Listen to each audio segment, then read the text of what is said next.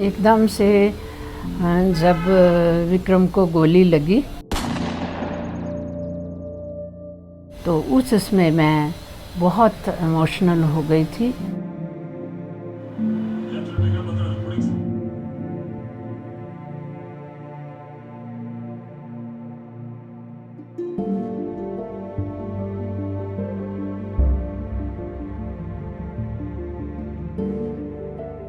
उन्होंने border film जो थी वो 8 बार देखी थी और जिसका इम्पैक्ट उन पर पड़ा और उनको एकदम से आर्मी भी अच्छी लगी और आर्मी की जॉब भी अच्छी लगी, इसलिए उन्होंने आर्मी ज्वाइन की।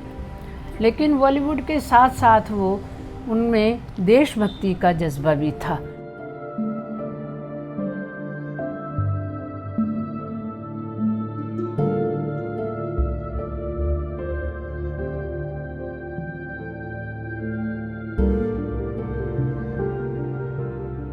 जब विक्रम आर्मी ज्वाइन करने के लिए गए, उनकी फर्स्ट जो पोस्टिंग थी वो सोपोर, जो कि मिलिटेंसी का एरिया है, वहाँ हुई थी।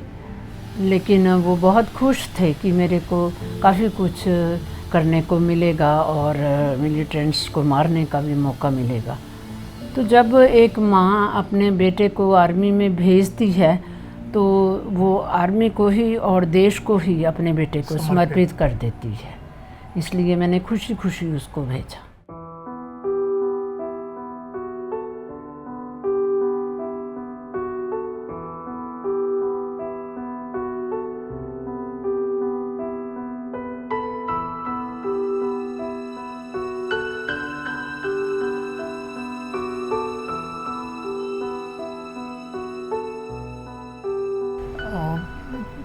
पाँच लोगों को मारते हैं वो और उनके बंकर्स भी डिस्ट्रॉय करते हैं पाकिस्तानी लोगों के।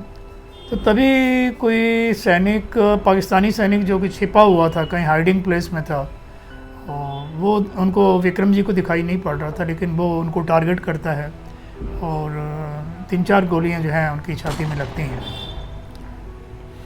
उस समय वो एकदम गिरते हैं और उनके मुंह से खून चलता है। और फिर वो उनका नारा था उनके यूनिट का कि जय माता दुर्गे, तो दुर्गे माता की जय।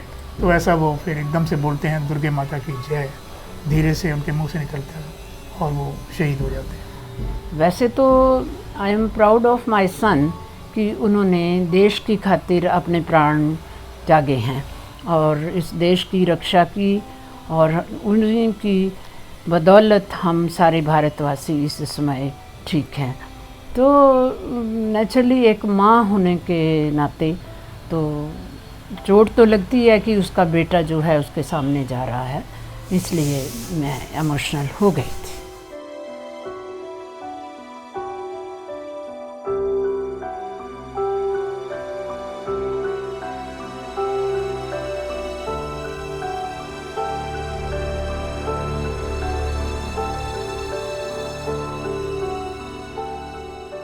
जो लड़ाई 99 में हुई है ये अपने आप में एक बहुत ही कठिन लड़ाई थी ये, क्योंकि इतनी हाइट पर लड़ाई हुई है। ये 17,000 to 18,000 फीट पर ये लड़ाई हुई है। इनका जो योगदान है ये भी जो हमारे स्वतंत्रता से पूर्व के सेनानी हैं उनसे किसी भी कीमत पर कम नहीं है, बल्कि मैं समझता हूँ कि अधिक ही है। ये स्वतंत्रता के बाद का एक इतिहास रचा है इन्होंने, इसको इतिहास में ऐड करना चाहिए। और ये जो हमारे महानायक हैं इनकी जीवनियाँ जो हैं वो हमारे बच्चों की किताबों में होनी चाहिए।